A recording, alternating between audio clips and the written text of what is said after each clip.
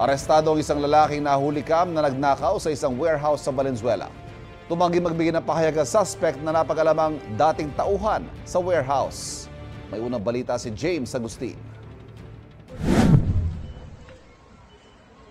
Nakunan sa CCTV ang paglalakad ng isang lalaki sa bahaging ito ng Barangay Dalandanan sa Valenzuela City. Sa isa pang anggulo, kita na lumapit siya sa gate ng warehouse.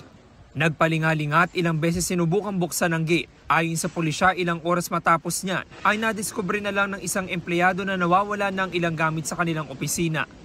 Nung pagpasok niya, nakita niya na medyo magulo na yung warehouse at chinek niya agad yung mga kung saan whereabouts ng mga IT equipment nila.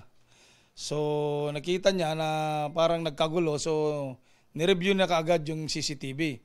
Nakilala ang 22 anyos sa suspect na 2 linggong namasukan sa warehouse bilang helper. Itong suspect natin ay a former employee of this warehouse. Kaya may idea siya na gano'n ang gagawin niya. So hindi niya natansya na itong CCTV sa labas ay clear din na makaka-recognize sa kanya. Sa follow-up operation ng pulisya, naaresto ang suspect sa Barangay Malinta. Nabawi sa kanya ang mga ninakaw na 2 cellphone at 2 laptop na nagkakahalaga ng 105,000 pesos. Ikatlong beses nang naaresto ng suspect dahil sa pagnanakaw. Dati na siyang nakulong sa Bulacan at Valenzuela. Nang tanungin sa kanyang pagkakaaresto, sa court na lang po ako sasagot pag nagiring na lang po ako. Pero dito po hindi na po ako magbibigay ng statement po, paliwanag po po.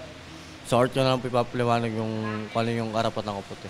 Nasampahan na ang suspect ng reklamong theft. Ito ang unang balita. James Agustin para sa GMA Integrated News.